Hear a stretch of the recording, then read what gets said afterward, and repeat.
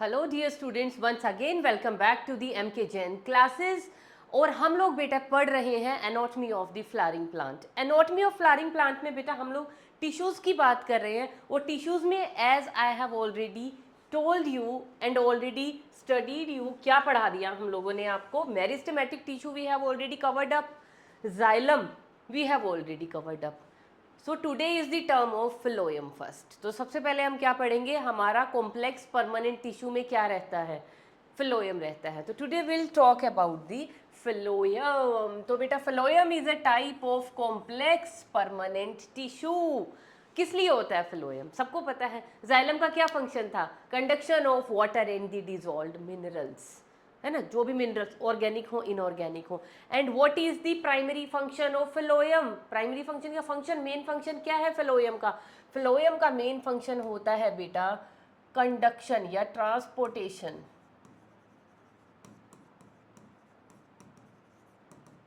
Of food materials. ये function होता है बेटा फिलोयम का। पानी और उसमें घुले हुए सब्सटेंसेस पहुंचाने का काम था जाइलम का, और फूड को ट्रांसलोकेट। तो इसको ट्रांसपोर्टेशन की बजाय वी कैन क्या लिखना चाहिए हमें करेक्टली? इसको ट्रांसलोकेशन ऑफ फूड, है ना, ट्रांसलोकेशन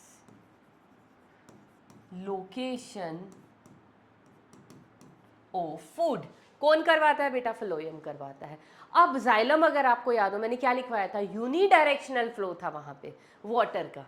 कहाँ से कहाँ था? रूट से up to the aerial part of the plant, और जितनी भी साइड की ब्रांचेस थी।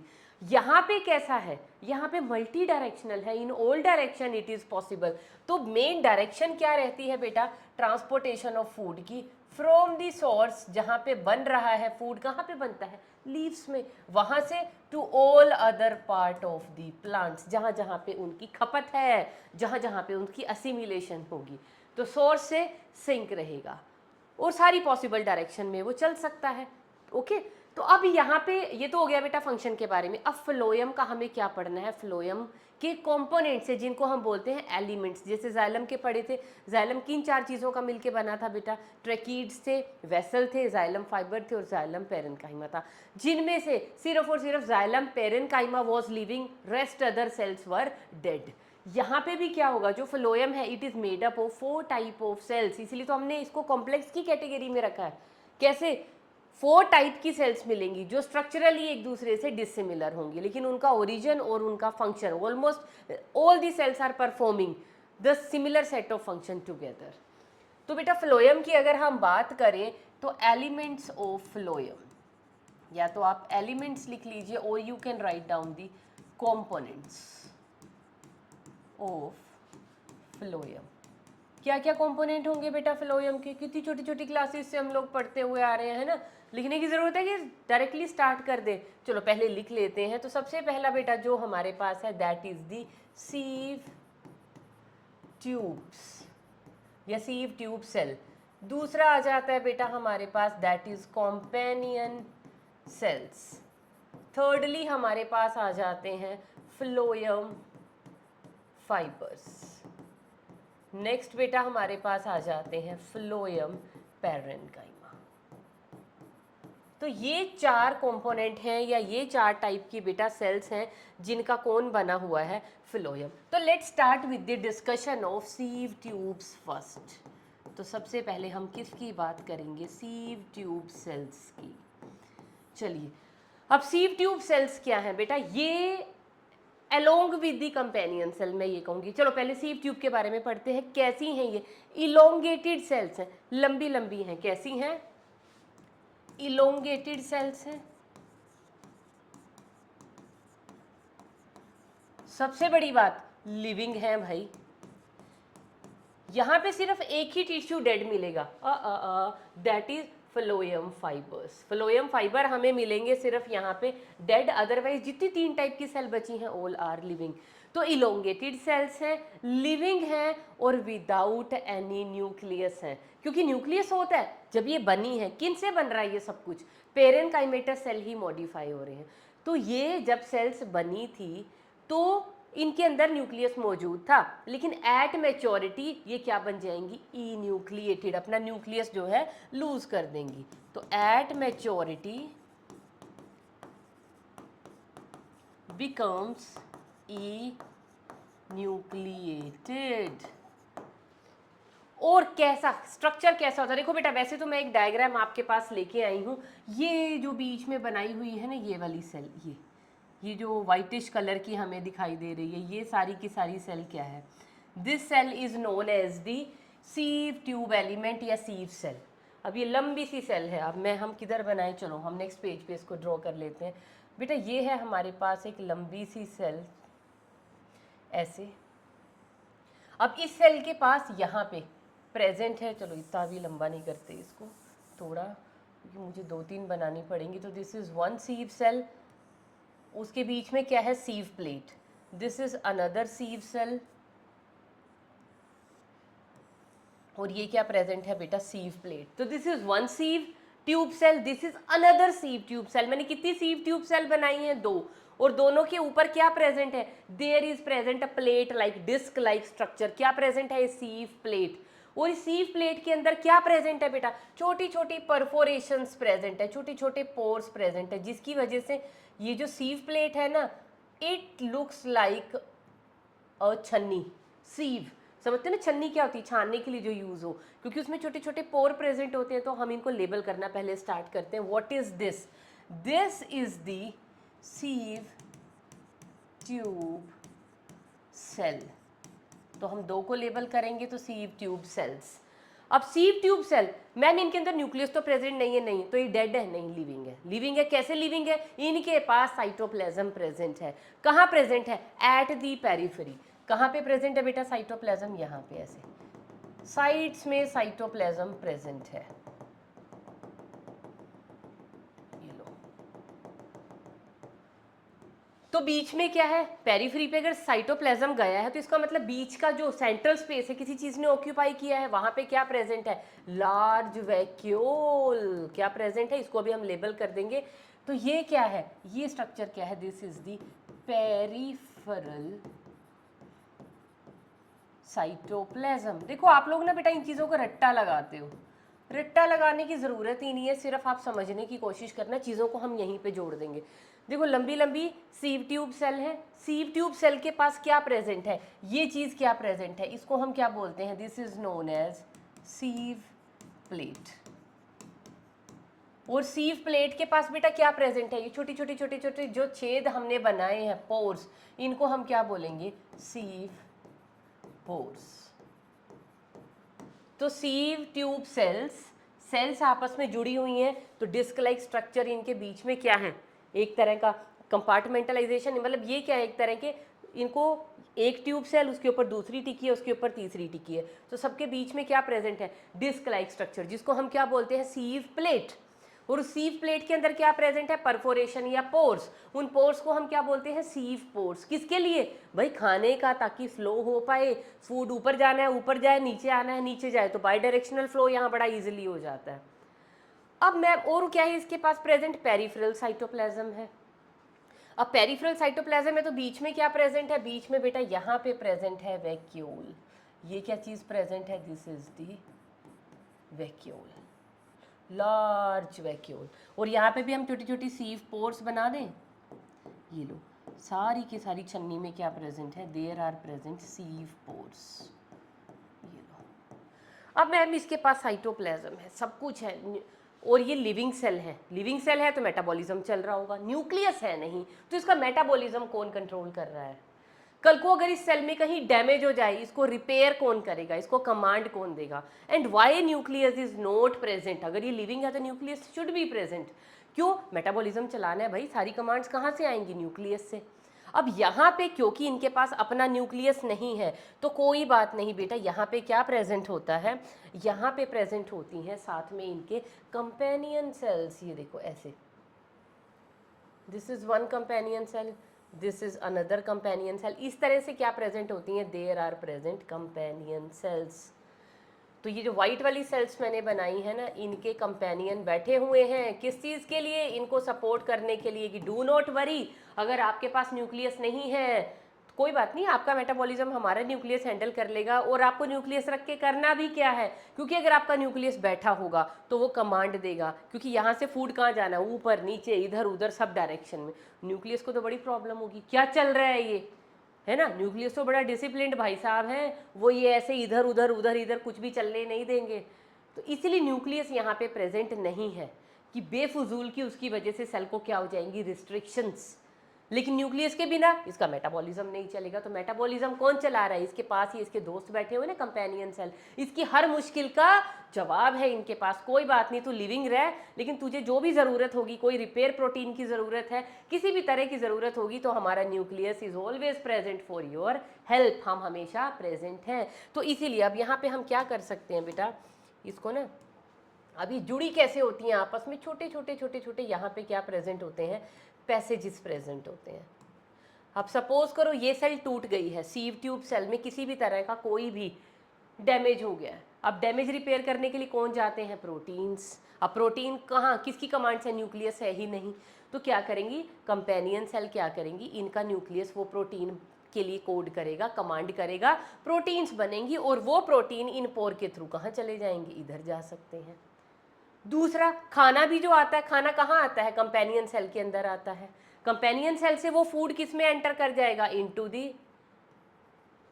सीव ट्यूब एलिमेंट। और सीव ट्यूब एलिमेंट से उनका क्या हो जाता है, ट्रांसपोर्टेशन। ऊपर जाना ऊपर जाओ, नीचे जाना नीचे जाओ, साइड में जाना उधर जाओ, भाई साहब जिधर आपकी मर्जी है चलो।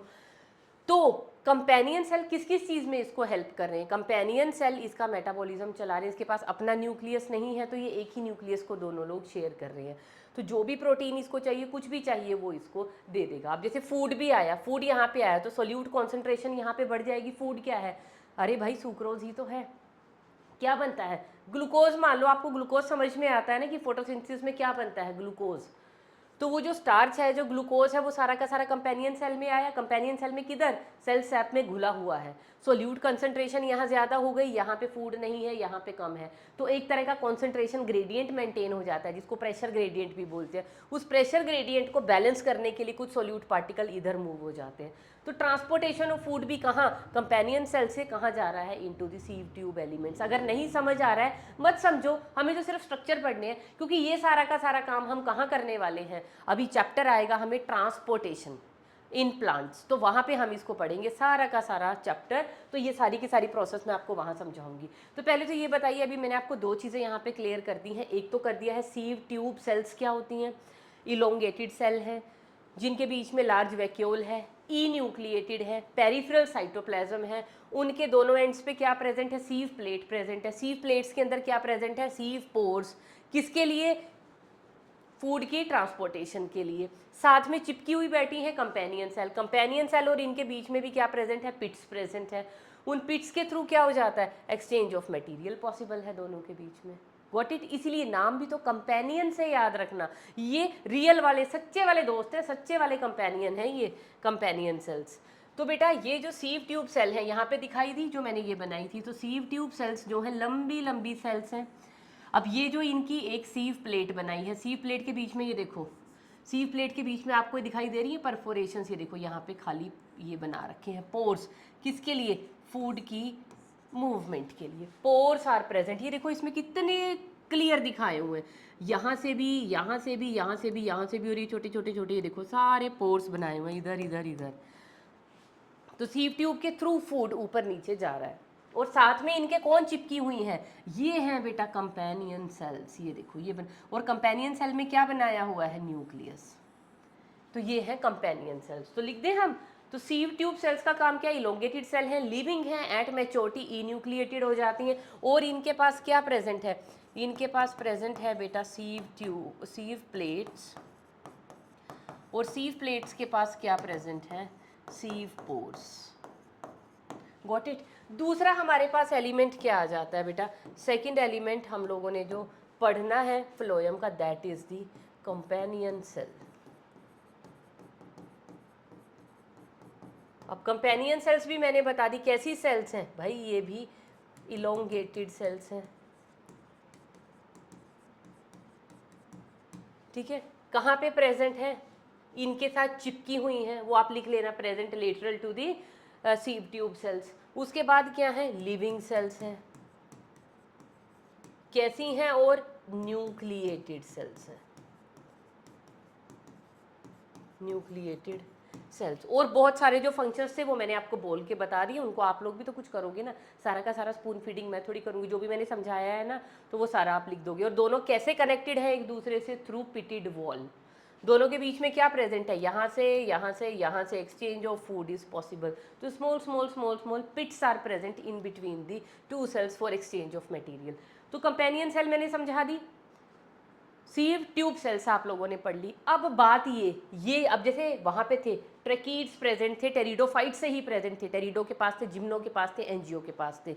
लेकिन वेसल किसको जरूरत थी, एडवांस वाले प्लांट्स को। टेरिडो को जरूरत ही नहीं थी, हमारा काम तो ट्रेकीड से चल रहा था, जिम्नो का भी चल रहा था, बेचारे जीरोफिटिक कंडीशन, जीरोफिटिक जैसी ही कंडीशन ऑलमोस्ट, आसपास पानी की स्कैर्सिटी। लेकिन एनजीओ को आसपास तो भैया बहुत पानी है, तो भैया हमें तो बहुत सारा पानी चाहिए है, तो हम यूज़ करेंगे, तो मोटी पाइपलाइन लगाओ। तो उन्होंने डिमांड की और वो एवोल्यूशन से क्या बना लिए उन्होंने, वेसल्स। लेकिन वेसल बनने की तैयारी हो गई थी जिम्नोस्पर्म में नीटेल्स ऑर्डर के अंदर, मतलब एनजीओज में वेसल्स आ गए। जिम्नोटेरिडो में वेसल प्रेजेंट नहीं थे, जिम्नो में एक्सेप्ट नीटेल्स, बार बार बोलूँगी बार बार। तो यहाँ पे भी क्या ये सीव ट्यूब और companion cell right from the beginning present थे। अब राइट फ्रॉम बिगिनिंग एल्गी और ब्रायो की तो हमें बात ही नहीं करनी चाहिए, क्योंकि उनके पास तो वेस्कुलर टिश्यू डेवलप ही नहीं हुआ था। सबसे पहले वेस्कुलर टिश्यू कहाँ डेवलप हुआ था, true stem, true root, true leaf कहाँ आए थे, इन दी टेरिडोफाइट्स। तो टेरिडोफाइट्स में बेटा क्या प्रेजेंट है, क्या उनमें सीव ट्यूब और कंपेनियन सेल प्रेजेंट थे, नो। टेरिडो के पास और जिम्नो के पास instead of sieve tube cells and companion cells उनके पास क्या थे, इसको लिख लेते हैं बेटा हम, इन जिम्नो एंड टेरिडो क्या प्रेजेंट है, उनके पास क्या प्रेजेंट होते थे बेटा, उनके पास सीव ट्यूब सेल की बजाय सिर्फ सीव सेल्स, ओनली सीव सेल्स। सेल काम कर रही है सीविंग का, यहाँ पे पूरा का पूरा ट्यूब है, उसके ऊपर सीव प्लेट है, उसके ऊपर सीव पोर्स है। और कंपेनियन सेल की बजाय यहाँ पे क्या प्रेजेंट थी, एल्ब्यूमिनस सेल्स। ये लो, जिम्नोटेरिडो में ये दोनों एलिमेंट नहीं थे, उनकी बजाय क्या थी, बड़ी प्रिमिटिव टाइप की cells, sieve cells and albuminous cells. Got it. चलिए ये दो हमारे पास कंपोनेंट्स हो गए हैं, now we are moving toward the third and the fourth one. चलिए अब थर्ड हमारे पास क्या है, see, that is the phloem parenchyma. Phloem parenchyma क्या है, ऑब्वियसली बेटा लिविंग टिश्यू है। किस लिए प्रेजेंट है, जाइलम में पैरेन्काइमा क्यों प्रेजेंट था, फॉर दी रेडियल कंडक्शन। यहाँ पे भी ये देखो, ये रहा फ्लोएम पैरेन्काइमा, देखो बीच में व्हाइट कलर का जो सेल है it is sieve tube cell, उसके बाहर जो पिंक कलर का प्रेजेंट है कंपेनियन सेल, उसके बाहर जो ग्रीन कलर का बनाया हुआ है बेटा it is the phloem parenchyma. और फाइबर्स जो प्रेजेंट होंगे वो यहाँ नहीं दिखाए हुए, fibres are for the strength actually. तो उन्होंने इन सब के सब एलिमेंट्स को क्या दिया हुआ है, जो जाइलम के कंपोनेंट्स, फ्लोएम के जो कंपोनेंट है उन सबको मैकेनिकल सपोर्ट प्रोवाइड की हुई है। तो फ्लोएम पैरेन्काइमा क्या है, it is again the living tissue. और फ्लोएम पैरेन्काइमा क्यों प्रेजेंट है बेटा, it is present for radial conduction. यहाँ पे भी इसका काम क्या है, रेडियल कंडक्शन ऑफ फूड। अब सीव ट्यूब और कंपेनियन सेल की हेल्प से खाना ऊपर नीचे तो जा रहा है, ऊपर के पार्ट को भी जा रहा है, नीचे भी जा रहा है, भैया what about the side cells, उनको भी तो खाना चाहिए जो आसपास बैठे हुए हैं। तो उनके लिए कौन प्रेजेंट है, फ्लोएम पैरेन्काइमा। लेकिन इसके बारे में एक चीज़ और बताऊं, phloem parenchyma is absent in monocots. भैया पिद्दू पिद्दू से छोटे मतलब छोटे नहीं, ऐसे बोलना चाहिए, पतले पतले से तो होते हैं monocot, weak weak tender tender stem होती हैं उनकी, कितना मोटाई होगी उनकी, तो उतनी ज़्यादा रेडियल कंडक्शन की ज़रूरत ही नहीं है, ऊपर नीचे जाता हुआ फूड ही साइड में काम चला देता है। तो मोनोकोट की क्योंकि स्टेम्स बहुत पतली हैं, लेकिन अगर हम डाइकोट करें इतने मोटे मोटे, इतने मोटे मोटे ट्रंक्स हो जाते हैं ट्रीज़ के, तो वहाँ पे रेडियल कंडक्शन चाहिए ना। तो उस रेडियल कंडक्शन के लिए क्या प्रेजेंट है, फ्लोएम पैरेन्काइमा। तो phloem parenchyma is absent in monocots. चलिए अब डी एंड लास्ट पार्ट पे आ जाते हैं, जिनको हम बोलते हैं बेटा फ्लोएम फाइबर्स, या इन्हीं का दूसरा नेम क्या होता है बेटा, these are also known as the bast fibres. और इनके बारे में क्या लिखते हैं, चलो लिखते हैं, the only dead tissue in the phloem, only dead tissue in phloem. Dead क्यों है बेटा, क्योंकि इसके जो फाइबर हैं उनका नेचर कैसा है, फाइबर्स आर स्क्लेरन काइमेटस, स्क्लेरन काइमेटस हैं ये फाइबर्स, स्क्लेरन काइमा के बने हो। क्या था स्क्लेरन काइमा, याद है ना, कैसी कैसी, लॉन्ग एंड नैरो, फाइबर्स ऐसे ही होते हैं ना, ऐसे लंबे लंबे हैं और नैरो हैं। और क्या प्रेजेंट थी, लॉन्ग और नैरो सेल्स के अलावा क्या प्रेजेंट थी, इनमें क्या प्रेजेंट थी, सेकेंडरी डेपोजिशन, किसकी, लिग्निन की। और सेकेंडरी डेपोजिशन का मतलब समझते हो ना, सेकेंडरी वॉल, वो इस कदर हो गई थी कि जो ल्यूमन था वो कैसा बन गया, ओब्लिटरेटेड। और क्योंकि लिग्निन की डेपोजिशन हो गई, lignin is impermeable to air and water, cell धीरे धीरे प्रोटोप्लाज्म को मार देगा लिग्निन, प्रोटोप्लाज्म खत्म, सेल क्या बन गई, डेड। और डेड सेल किसका काम करते हैं, मैकेनिकल स्ट्रेंथ, तो क्या प्रोवाइड करेंगे, मैकेनिकल स्ट्रेंथ। क्या इसमें और कुछ समझने की ज़रूरत है, कुछ भी नहीं बेटा, जाइलम फ्लोएम कोई रॉकेट साइंस नहीं है, घबराया मत करो, बहुत जनरल ढंग से पढ़ा करो, जैसे जनरली मैंने पढ़ा दिया बस। इसके अलावा जो कुछ लिखा है ना सब मोह माया है, ज़्यादा कॉम्प्लिकेसी में मत जाना, इससे ज़्यादा आपको कुछ नहीं समझना इनके बारे में। और यहाँ पे आप सेकेंडरी डेपोजिशंस अगर आपका दिल करे आप दिखा सकते हो, ये हैं सेकेंडरी डेपोजिशंस। और बीच में कहीं कहीं पे क्या प्रेजेंट है बेटा, पिट्स प्रेजेंट है, जहाँ जहाँ पे मैं ये येलो नहीं ड्रॉ कर रही हूँ, यहाँ पे पिट आ गया, फिर यहाँ पे येलो येलो प्रेजेंट है, फिर यहाँ पे डेपोजिशन प्रेजेंट है, इधर डेपोजिशन प्रेजेंट है। और ये डेपोजिशन क्या है, डिपॉजिट होती होती होती सेंटर तक भी जा रही हैं, जिसकी वजह से जो इस सेल का जो ल्यूमन है वो क्या बन गया, बहुत छोटा सा हो गया। ये लो, ये ल्यूमन बिल्कुल ओब्लिटरेटेड हो गया, narrow lumen due to the secondary thickenings. ये लो, तो इस तरह के हैं फ्लोएम फाइबर। अब यहाँ पे एक चीज़ और फ्लोएम फाइबर में ध्यान रखने वाली है बेटा, जो आप याद करेंगे वो क्या है, इन फ्लोएम फाइबर्स की इकोनॉमिक इम्पोर्टेंस। इनमें क्या इकोनॉमिक इम्पोर्टेंस है मैम, ये जो बास्ट फाइबर है ना बेटा, दीज आर इकोनॉमिकली इम्पोर्टेंट। क्यों, पैसा मिलेगा, कमर्शियल यूज़ है इनका, किसका, जूट, हेम्प, फ्लैक्स, टोकरियां बन रही हैं, कारपेट्स बन रहे हैं, रोप्स बन रहे हैं, जूट की ये बास्केट, बकेट, बैग्स, बहुत कुछ देखते हो ना आप। तो ये सारा का सारा चीज़ें कहाँ से बन रही हैं, ये जो फाइबर है ना इनका, ये इतना मैकेनिकल स्ट्रॉन्ग मैकेनिकल स्ट्रेंथ वाला ये जो फाइबर है, ये फाइबर ही तो करते हो आप यूज़। जूट में, फ्लैक्स में, हेम्प में क्या करते हो, इनकी स्टेम्स को कि पहले रोटिंग कराते हो, पानी के अंदर उनको बिल्कुल भिगो दिया, उनका सारा का सारा जो लिविंग ऑर्गेनिक जितना भी मैटर है वो गल सड़ गया। उसके बाद उनकी रेटिंग ऑफ दी फाइबर, फिर उनको ऐसे पटक पटक के ज़मीन पे मार मार के ये फाइबर सेपरेट कर लिए जाते हैं। फिर उन सेपरेटेड फाइबर से आप रोप बनाओ, बास्केट बनाओ, बैग बनाओ, what ever you can make. तो वो सारी की सारी इंडस्ट्री जो है वो किस चीज़ पे टिकी हुई है, इन बास्ट फाइबर पे। तो ये इनकी इकोनॉमिक इंपॉर्टेंस है, तो ऐड कर लेना, मैंने सिर्फ एग्जांपल्स लिख दिए आपको। तो this was all about the phloem. तो इसके साथ बेटा हमारे पास जो हमने टिश्यू स्टार्ट किए थे, है ना, देखो कितना टाइम लगा। एनोटमी को जब आराम से पढ़ते हैं ना और समझने के लिए पढ़ते हैं तो इट टेक्स टाइम, तो भागा दौड़ी नहीं मचानी है हमें। तो मेरिस्टेमेटिक टिश्यू बड़े प्यार से आपको पढ़ा दिया था on the basis of position and origin. Permanent tissue में भी सिंपल हमने पढ़ लिया, इट वाज क्वाइट सिंपल, बहुत सिंपल था। कॉम्प्लेक्स से हम थोड़ा डरते हैं, लेकिन कॉम्प्लेक्स को भी हमने बड़े प्यार से पढ़ लिया। कॉम्प्लेक्स में सिर्फ मैंने एक चीज़ छोड़ दी जिसको अभी हम पढ़ लेते हैं, और वो मैंने क्या छोड़ दिया बेटा, फ्लोएम के types on the basis of origin. तो फ्लोएम भी जैसे जाइलम था ना प्राइमरी और सेकेंडरी, ऐसे ही फ्लोएम भी क्या होता है, प्राइमरी फ्लोएम भी होता है और सेकेंडरी फ्लोएम भी होता है। और अब इसका आप सोच सकते हो ना, मैंने प्राइमरी जाइलम क्या बताया था, ड्यूरिंग प्राइमरी ग्रोथ, जब अभी बीज से प्लांट बनना शुरू हुआ, बस उसकी वेजिटेटिव ग्रोथ हो रही है, स्टेम अभी लंबी हो रही है, छोटी छोटी ब्रांचेस साइड में निकल रही हैं, तो अभी प्राइमरी ग्रोथ चल रही है। प्राइमरी ग्रोथ के टाइम पे अंदर सेल्स टिश्यूज तो बनने स्टार्ट हो गए हैं ना, तो उनमें क्या वेस्कुलर टिश्यू भी बन गया, तो उस वक्त जाइलम भी बन रहे हैं, फ्लोएम भी बन रहे हैं। तो जो नए नए बिगिनिंग में जो जाइलम फ्लोएम बनता है वो कौन सा होता है, प्राइमरी।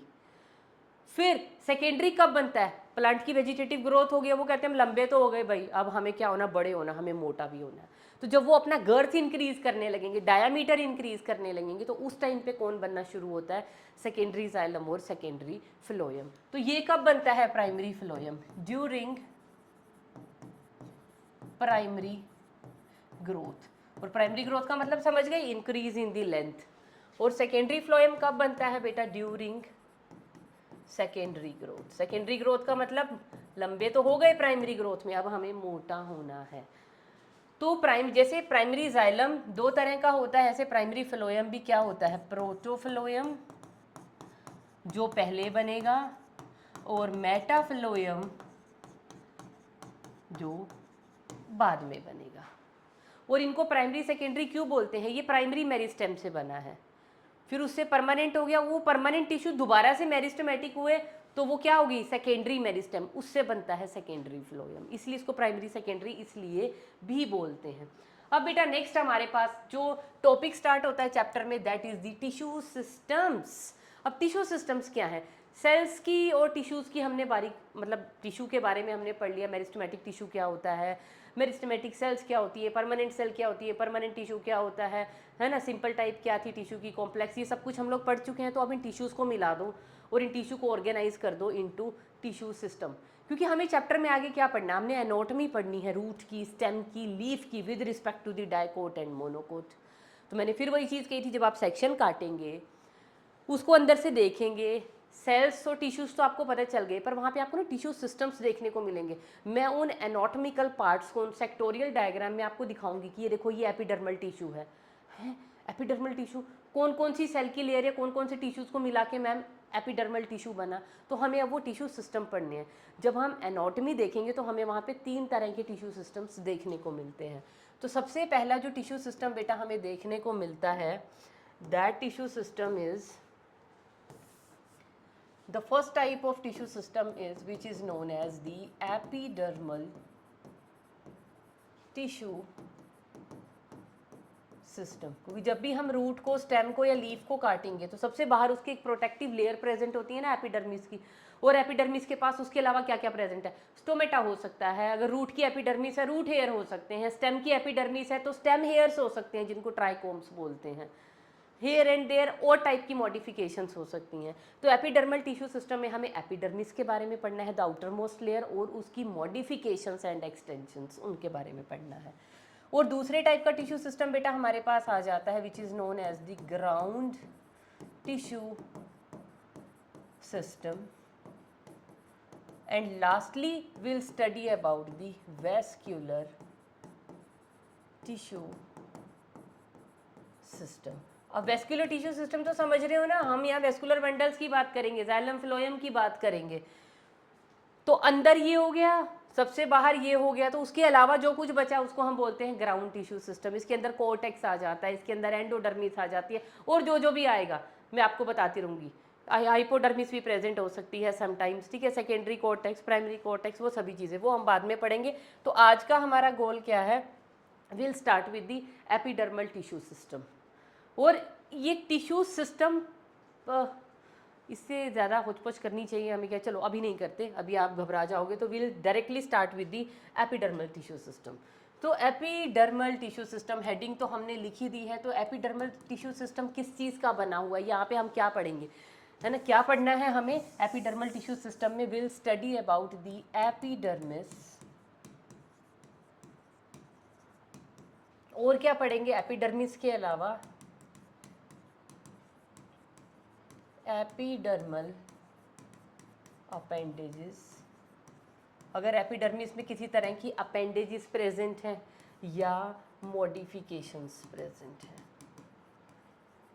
तो एपिडर्मिस के साथ मतलब एपिडर्मिस से रिलेटेड सब कुछ हम पढ़ेंगे इन दी एपिडर्मल टिश्यू सिस्टम, और उसमें क्या क्या प्रेजेंट हो सकता है एपिडर्मिस के अलावा, उसकी अपेंडेजेस भी हो सकती हैं और कुछ मॉडिफिकेशंस हमें देखने को मिल सकती हैं। अब सबसे पहले will talk about the epidermis, और अगर एपिडर्मिस को हमें स्टडी करना है तो बेटा एपिडर्मिस को थोड़ा सा ड्रॉ करना पड़ेगा।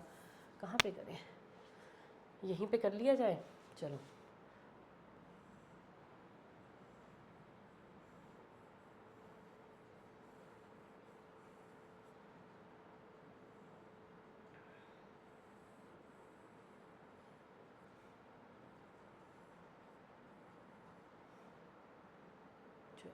ऐसे ही बना लो अभी तो। चलो ये हो गई बेटा एपिडर्मिस। और एपिडर्मिस के अंदर क्या प्रेजेंट होती हैं, चलो लिखते चलते हैं। एपिडर्मिस के अंदर प्रेजेंट होती हैं एपिडर्मल सेल्स। कैसी होती है epidermis? Always single layered, except एक या दो एग्जाम्पल लाइक फाइकस के अंदर। फाइकस में मल्टी लेयर्ड भी हो सकती है, otherwise epidermis is always single layered. किस चीज की बनी हुई है? एपिडर्मल सेल की। कैसी है ये epidermal cells? These are parenchymatous cells. Simple parenchymatous cells बनाई है मैंने। सबके पास क्या प्रेजेंट होगा? अपना अपना न्यूक्लियस। न्यूक्लियस प्रेजेंट है, वो कि पेरेनकाइमेटस सेल है तो न्यूक्लियस होगा, बट जो एपिडर्मल सेल्स होंगी वो कैसी होंगी? Without chloroplast, but except guard cells. यहाँ पे एक्सेप्शन है, एक्सेप्ट गार्ड सेल्स। क्योंकि बेटा गार्ड सेल क्या है? एक टाइप की एपिडर्मल सेल्स ही हैं, तो ये एक्सेप्शन है, उनके पास तो क्लोरोप्लास्ट प्रेजेंट होता है फॉर फोटोसिंथेसिस। कैसी है ये? सबसे बाहर प्रेजेंट है ना, आउटर मोस्ट लेयर है। एपिडर्मिस क्या है? It is the outer most layer. Outer most layer है तो बेटा कैसी होगी फंक्शन में? It will be protective in nature. ठीक है, प्रोटेक्टिव है, उसके अलावा सिंगल लेयर्ड है, पेरेनकाइमेटस है और विदाउट एनी क्लोरोप्लास्ट है। ये तो हो गई एपिडर्मिस की बात, बस इससे ज़्यादा हमें कुछ बात ही नहीं करनी। और एपिडर्मिस समटाइम्स रूट को छोड़ के स्टेम में और लीफ में इट मे और may not be covered over by cuticle. तो लिख लेते हैं मे और may not be covered over by cuticle. Cuticle क्या होती है बेटा? एक तरह की ना वैक्सी कोटिंग होती है, यहाँ पे ऐसे प्रेजेंट होती है, ऐसे अगर प्रेजेंट होगी तो ऐसे प्रेजेंट होगी। अगर क्यूटिकल प्रेजेंट है तो ऐसे बना देंगे उसको। तो ये मैंने क्या बनाई है? This is the cuticle. तो मैंने कहा ना मे और मे नोट बी प्रेजेंट। नोट कहाँ पे नहीं प्रेजेंट होगी? Root epidermis. रूट एपिडर्मिस में कभी क्यूटिकल प्रेजेंट नहीं होगी, क्योंकि क्यूटिकल का काम क्या होता है? एपिडर्मिस को ऊपर से कवर करके रखने का काम होता है, जिसकी वजह से एपिडर्मिस की आउटर मोस्ट लेयर। इससे क्या हो सकता है? एपिडर्मिस के थ्रू एपिडर्मिस जैसे लीफ की एपिडर्मिस है, स्टेम में भी समटाइम क्या प्रेजेंट होते हैं? स्टोमेटा प्रेजेंट होते हैं। तो स्टोमेटा से क्या होता है? Transpiration, water loss. तो वाटर लॉस को डिक्रीज करने के लिए किससे ढक देते हैं एपिडर्मिस को? स्टेम और लीफ में, मैक्सिममली इन लीव्स, और वो भी किसके लीफ? मोनोकोट के लीव्स। तो किस चीज़ से ढके होते हैं? By cuticle, to reduce the rate of transpiration. लेकिन root is not expose to the external environment. कहाँ प्रेजेंट है? Inside the soil. तो इनसे ट्रांसपीरेशन होना ही नहीं, अंदर प्रेजेंट है, ये कांटेक्ट में है ही नहीं आउटर इन्वायरमेंट के, तो इनके पास क्यूटिकल की ज़रूरत है ही नहीं। Got it? अब आ जाइए, ये तो था बेटा एपिडर्मिस के बारे में। एपिडर्मिस के बाद अब हम आ जाते हैं एपिडर्मल अपेंडेजेस। अब एपिडर्मल अपेंडेजेस क्या है? देखो, एक तो मैंने ये बना दी, ये एपिडर्मल अपेंडेज है। तो दो तरह की हो सकती हैं एपिडर्मल अपेंडेज। इसको कहाँ पे मैं लेबल करूँ? इसको यहाँ पे ऐसे ले आऊँ? अच्छा तो नहीं मुझे लग रहा। ये लो, ये मैंने बनाई है एपिडर्मल एक्सटेंशन, लिख लीजिए, या एपिडर्मल अपेंडेज। कि एपिडर्मिस से कुछ निकला है बाहर की तरफ, कोई एक्सटेंशन निकली है, उसको हम एपिडर्मल अपेंडेज बोलते हैं। तो ये एपिडर्मल अपेंडेज रूट में क्या होगी और स्टेम में क्या होगी?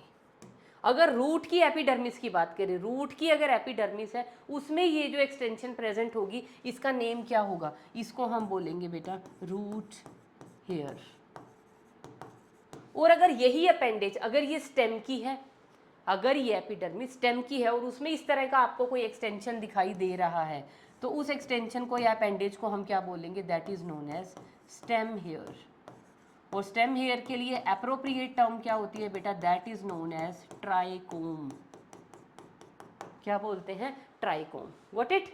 तो रूट के पास जो अपेंडेज है, मतलब एपिडर्मिस में से अगर कुछ इस तरह का निकला हो तो पहले आप देखो आप किसकी एपिडर्मिस देख रहे हो, रूट का सेक्शन देख रहे हो कि स्टेम का। रूट का देख रहे हो तो ये एक्सटेंशन रूट हेयर होगा। अगर स्टेम का सेक्शन देख रहे हो तो स्टेम की एपिडर्मिस है, उसमें ये एक्सटेंशन क्या होगा, स्टेम हेयर या ट्राइकोम। अब root hair is always single celled. इसमें कभी भी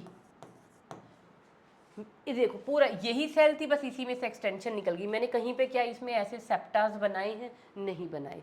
तो हमेशा सिंगल सेल्ड होगा रूट हेयर, ऑलवेज अनब्रांच्ड होगा। लेकिन ये जो स्टेम हेयर है ना, ये जिसको बेटा हम ट्राइकोम बोलते हैं, ट्राइकोम में भी अनब्रांच्ड, ये भी अनब्रांच्ड हो सकता है बट ब्रांच्ड भी हो सकता है। साथ में इट में भी यूनिसेलुलर, एक सेल का भी बना हो सकता है, इट में भी मल्टी सेल्यूलर, बहुत सारी सेल का भी बना हो सकता है। जैसे अब एग्जाम्पल बना लेते हैं, सपोज करो ये एक एपिडर्मल सेल है, इसमें से ये अपेंडेज निकला। समझाने के लिए मैं थोड़ा बड़ा बना रही हूँ। तो यहाँ पे जो स्टेम हेयर है ना, ये ऐसे मल्टी सेलुलर हो सकता है, बहुत सारी सेल का बना हो सकता है। देखो कितनी सारी सेल्स प्रेजेंट है। या कई बार ये ब्रांच्ड भी हो सकता है, ये देखो इसकी यहाँ से ऐसे निकला ही ब्रांच। तो ये यूनिसेलुलर भी हो सकता है, मल्टी सेलुलर भी। अब मैंने तो मल्टी सेलुलर बनाया, यूनि होता तो बीच का सारा सामान निकाल दो। और ये सिंगल भी हो सकता है और ये ब्रांच्ड भी हो सकता है। समझ आ गया। तो ये है ट्राइकोम। अब इनके फंक्शन क्या है भाई, रूट हेयर क्यों प्रेजेंट होते हैं, एपिडर्मिस में से ये एक्सटेंशंस क्यों निकली, ये एपिडर्मिस का एक तरह का मॉडिफिकेशन है। एपिडर्मिस क्यों मॉडिफाई हुई, चुपचाप सिंगल सेल्ड प्रेजेंट तो थी, एक एक सिंगल सेल, ये क्यों बनी, रूट के पास रूट हेयर क्यों बना, just to increase the surface area for absorption, to increase the surface area for absorption. किस चीज़ की एब्जॉर्प्शन, पीछे पढ़ के आ रहे हो ना मॉर्फोलॉजी में, रूट का फंक्शन क्या है, वाटर और मिनरल्स को एब्जॉर्ब करना सॉइल से। तो रूट हेयर अगर उगेंगे तो वो क्या कर रहे हो, सरफेस एरिया को बढ़ा रहे हैं, ज़्यादा एफिशिएंट एब्जॉर्प्शन होगा वाटर और डिजोल्व्ड न्यूट्रिएंट्स का। अब स्टेम के पास हेयर्स क्यों प्रेजेंट है बेटा, यहाँ पे ना स्टेम हेयर के बड़े सारे फंक्शन हैं। सबसे पहला काम, स्टेम हेयर कई बार क्या करता है, अब जैसे स्टेम हेयर्स है ना, वो स्टेम को कवर कर लेते हैं ऐसे, माना ये स्टेम है, उस पर छोटे छोटे छोटे छोटे बाल लाइक स्ट्रक्चर उगे उगे पूरी स्टेम को कवर कर लिया। कवर करने से क्या फ़ायदा हो रहा है, स्टेम के थ्रू अगर थोड़ा बहुत कुछ ट्रांसपिरेशन हो रहा होगा, वो ट्रांसपिरेशन बच गया। ठीक है। दूसरा, एक तो क्या करता है, रिड्यूस ट्रांसपिरेशन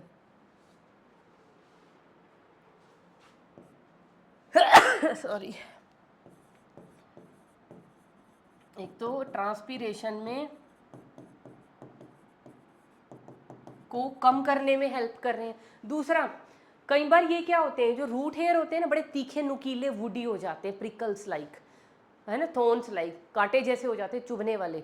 और कई बार क्या होते हैं, ये इनके अंदर कुछ इस तरह का टॉक्सिन्स भरा हुआ होता है कि अगर आप इनको हाथ लगा लो ना, इनमें से कुछ एंजाइम सिक्रीट होंगे, मतलब जैसे इसको हाथ लगाया इसकी सेल बस्ट हुई, उन्होंने एंजाइमेटिक सिक्रीशन की और वो आपके हाथ पे लग गई तो कुछ एलर्जिक रिएक्शन स्टार्ट कर दिया, आप उसको दोबारा हाथ ही नहीं लगाओगे। तो ग्रेजिंग से या हर्बीवोरी से प्रिवेंट करने में भी हेल्प करते हैं। तो ट्राइकोम ट्रांसपीरेशन को रोकने में हेल्प कर रहे हैं। दूसरा, ये सिक्रीटरी भी हो सकते हैं, सिक्रीटरी जैसे मैंने अभी बताया, कुछ भी एंजाइमेटिक सॉल्यूशन इन्होंने सिक्रीट कर दिया और दोबारा आप हाथ लगाओगे नहीं इस पौधे को। तीसरा, ये क्या करते हैं, अगर ये किसी भी तरह से थिक है, प्रिकली हैं, चुभने वाले हैं, वुडी हैं, तो ये क्या करेंगे, protection from grazing, protection against grazing या हर्बीवोरी। तो चरने वाले जानवरों से बचे रहेंगे। तो ये मॉडिफिकेशन किस लिए हुई वो मैंने रीजंस भी लिख दिए हैं यहाँ पे, to increase the surface area for absorption, और यहाँ पे सिक्रीटरी भी हैं, उसके अलावा ये प्रोटेक्टिव भी हैं, उसके अलावा reduce the rate of transpiration. Got it. अब चलिए बेटा, अब नेक्स्ट, अब हमने एपिडर्मिस पढ़ ली, एपिडर्मल अपेंडेजेस पढ़ लिए। अपेंडेजेस एक टाइप की मॉडिफिकेशंस ही हैं। उसके बाद अब हम आते हैं बेटा स्टोमेटा पे। अब देखो कई बार एपिडर्मिस ऐसी होती है ना, हम लोग एपिडर्मिस बना रहे हैं, ये देखो ये हो गई एपिडर्मिस, इतनी ऊपर से दिख ही नहीं रहा, और यहाँ पे ये प्रेजेंट है। कई बार एपिडर्मिस की सेल्स क्या हो जाती हैं, these become specialised to form the guard cells. ये गार्ड सेल हैं, इनके आसपास जो और एपिडर्मल सेल प्रेजेंट होती हैं इनको हम क्या बोलते हैं, these are known as subsidiary cells. ये भी क्या है, सब्सिडियरी सेल है। ये दो क्या बनाई है, these are guard cells. Usually ऐसा स्ट्रक्चर, ऐसा ये इस तरह की सेल्स आपको मॉडिफाई, कई बार एपिडर्मिस मॉडिफाई होके इस तरह के स्ट्रक्चर्स बीच में बना देती है, जिनमें बीच में क्या प्रेजेंट होगा, ये पोर। इसको हम क्या बोलते हैं, this is known as the stomatal pore. और इस पूरे स्ट्रक्चर को guard cell plus stomatal pore plus subsidiary cell मिला के हम क्या बोलते हैं, it is known as the stomata या स्टोमेटल अपरेटस। क्या है ये, मॉडिफिकेशंस हैं किसकी, एपिडर्मिस की, इसीलिए पढ़ा रही हूँ। तो स्टोमेटा का फंक्शन क्या होता है बेटा, मैंने कहा ना ट्रांसपीरेशन, मैक्सिमम जो ट्रांसपीरेशन होती है it is through stomata. Stomata के अंदर क्या प्रेजेंट है, पोर। डायरेक्टली जो बाहर पानी जो है directly in the form of vapours बाहर इवेपोरेट हो सकता है थ्रू स्टोमेटल पोर। और किस चीज में हेल्प करता है ये, in exchange of gases. Plant को क्या चाहिए फोटोसिंथेसिस के लिए, CO2, कहाँ से गुजर रही है, स्टोमेटल पोर के थ्रू। ऑक्सीजन बाहर निकालता है, कहाँ से बाहर आएगी, स्टोमेटल पोर के थ्रू। तो गैसियस एक्सचेंज का काम करता है। तो स्टोमेटल अपरेटस पहले तो किस किस चीज का बना होता है, यहाँ पे प्रेजेंट होती है बेटा guard cells, plus guard cell के बीच में क्या प्रेजेंट होता है, स्टोमेटल पोर। और गार्ड सेल के आसपास क्या प्रेजेंट होती हैं बेटा, सब्सिडियरी सेल्स। तो इन तीनों चीजों से मिलके क्या बनता है, स्टोमेटल अपरेटस। फंक्शन क्या है, फंक्शन क्या है, गैसियस एक्सचेंज,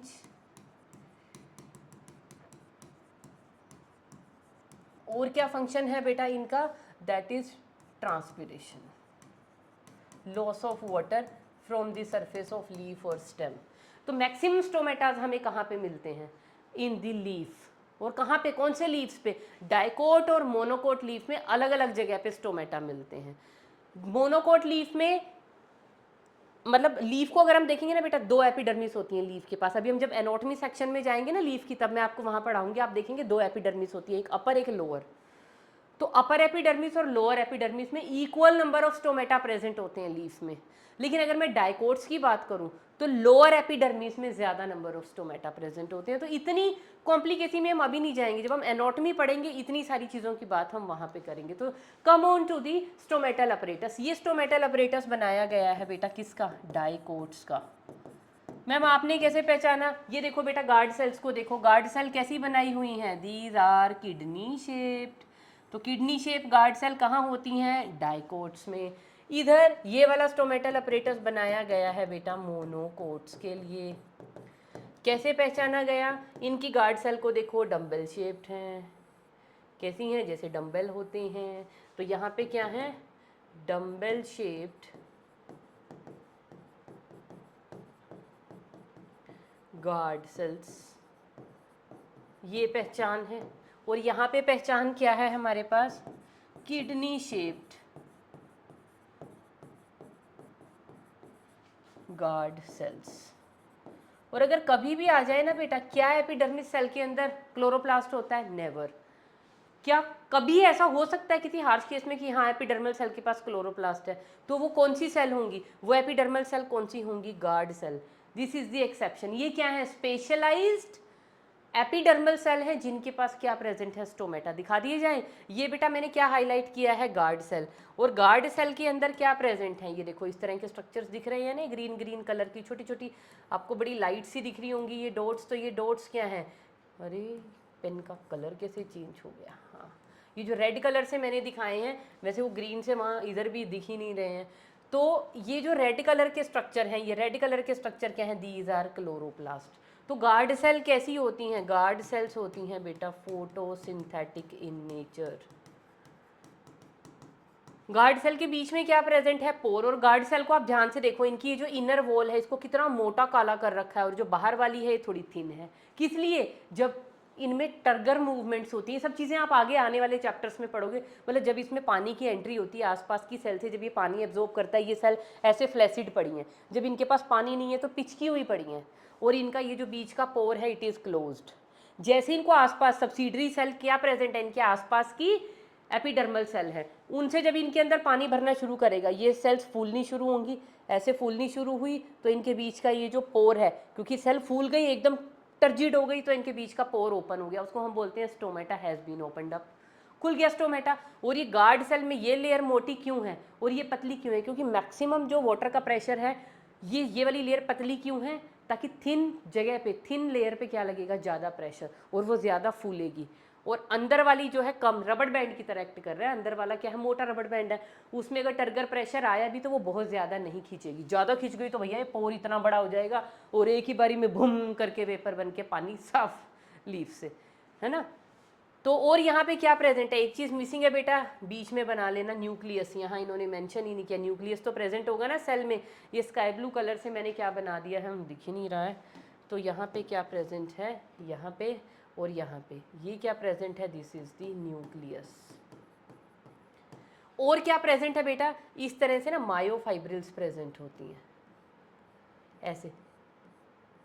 किस चीज़ की बनी हुई है गार्ड सेल की वॉल, सेल्यूलोज की, तो ये क्या है, सेल्यूलोज की बनी हुई माइक्रोफाइब्रिल्स, दिखाई नहीं हुई, यहाँ पे इन सेल्स में दिखाई हुई है, माइक्रोफाइब्रिल्स प्रेजेंट है। और माइक्रोफाइब्रिल किस चीज़ में हेल्प करती हैं, जो रबड़ बैंड लाइक मूवमेंट मैंने बोली है ना, कि जब सेल्स खींचेगी यहाँ पे कम खिंचाव पड़ेगा और बाहर पतली मेम्ब्रेन्स पे ज़्यादा खिंचाव पड़ेगा, तो उसके लिए ये प्रेजेंट है, उस फ्लेक्सिबिलिटी के लिए ये प्रेजेंट है सेलुलर मायोफिब्रिल्स। घबराओ मत, ये सभी चीज़ें भी आने वाले चैप्टर्स में हमें आनी है इन डिटेल। तो बेटा आसपास ये देखो एपिडर्मल सेल, और ये एपिडर्मल सेल मॉडिफाई होकर क्या बना रही हैं, जो बिल्कुल गार्ड सेल्स के बिल्कुल साथ में है सब्सिडरी सेल हैं, ये सभी एपिडर्मल सेल मॉडिफाई हो गई, कुछ गार्ड सेल बन गई, कुछ मॉडिफाई होके एक्सेसरी सेल बन गई जिनको हम सब्सिडरी सेल बोलते हैं, और बाकी एपिडर्मल ही रही। इनमें गार्ड सेल में क्या प्रेजेंट है, क्लोरोप्लास्ट, ये क्या है गार्ड सेल, और बीच में क्या है stomatal pore. Same is the case here, ये क्या है गार्ड सेल जो डंबल शेप है, इसके आसपास ये क्या प्रेजेंट है, सब्सिडरी सेल, ये रही सब्सिडरी सेल, और आसपास क्या प्रेजेंट है, एपिडर्मल सेल।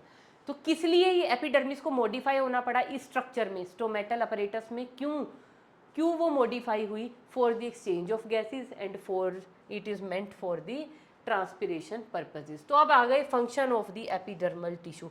क्या क्या फंक्शन लिखेंगे बेटा आप एपिडर्मल टिश्यू के, बता सकते हो, एपिडर्मल टिश्यू के क्या फंक्शंस लिखने चाहिए हमें। सबसे पहला फंक्शन प्रोटेक्टिव, एपिडर्मल टिश्यू क्या प्रोवाइड करता है, प्रोटेक्शन, क्योंकि सबसे बाहर की लेयर है, ग्राउंड टिश्यू, वेस्कुलर टिश्यू सब इसके अंदर प्रेजेंट है, तो अंदर की जितनी भी सेलो टिश्यू हैं उनको क्या प्रोवाइड कर रही है, प्रोटेक्शन। सेकेंड थिंग क्या कर रही है, ये हेल्प गैशियस एक्सचेंज में कर रही है ना भाई, उसके लिए क्या हो गई, मॉडिफाई होके गार्ड सेल बना दिए, सब्सिडरी सेल बना दी, और किस चीज़ में मॉडिफाई होगी, पूरा स्ट्रक्चर स्टोमेटा बन गया। और किस में हेल्प कर रही है, ट्रांसपिरेशन के पर्पसेस में। उसके अलावा किस चीज़ में हेल्प कर रही है बेटा, वाटर, ये absorption of water and minerals. उसके अलावा कैसी है, ये सिक्रीटरी भी है।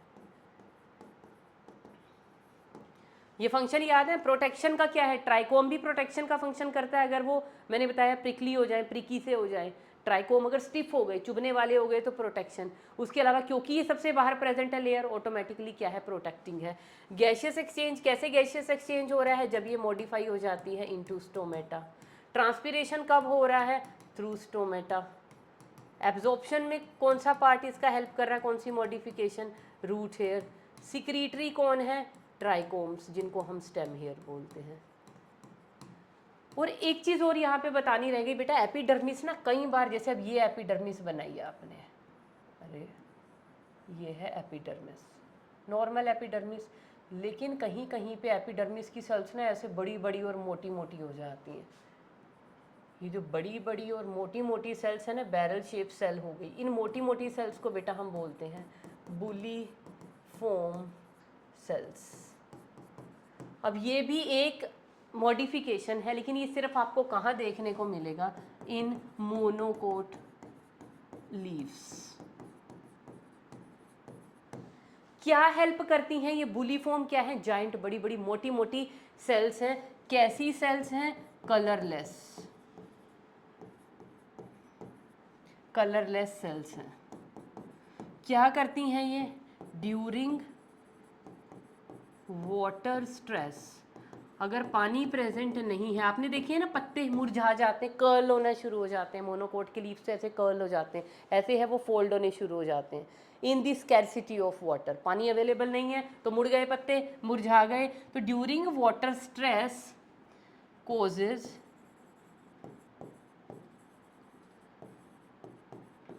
Curling of leaf.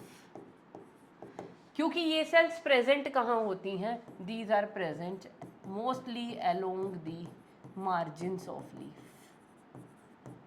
Margins of leaf. तो लीफ के मार्जिन्स पे हैं। जब पानी नहीं है तो ये उसकी वजह से क्या करती हैं, उसको मार्जिन को ऐसे मोड़ना शुरू कर देती हैं, और लीफ क्या हो गया? कर्ल हो गया। लीफ कर्लिंग से फिर आपको पता चल जाएगा ये तो मुरझा रहा है, आप फटाफट से वाटरिंग करोगे, वाटरिंग करते ही दोबारा उसकी सेल्स पानी ले आएंगी और क्या हो जाएगा? It will become turgid. तो बेटा एपिडर्मल टिश्यू सिस्टम इसके साथ खत्म हो जाता है। तो एपिडर्मल टिश्यू सिस्टम में आप लोगों ने क्या किया? अच्छा, पहले तो हमने फ्लोएम पढ़ा था, है ना, फ्लोएम के बाद हम टिश्यू सिस्टम पे आए थे, और ये है हमारा एपिडर्मल टिश्यू सिस्टम। इसमें हमने एपिडर्मिस की बात की, इसमें एपिडर्मल अपेंडेज, एपिडर्मल अपेंडेज में हमने दो पढ़ी, root hair and trichome, that was the stem hair. उसके बाद मॉडिफिकेशन में हमने एक स्टोमेटा पढ़ा, एक हमने बुलीफॉर्म सेल्स पढ़ी। इसके साथ बेटा एपिडर्मिस से रिलेटेड जो कुछ हमें पढ़ना था वो हमने फिनिश अप कर लिया है, and in the next lecture will discuss about the ground tissue and the vascular tissue systems. That's all for today.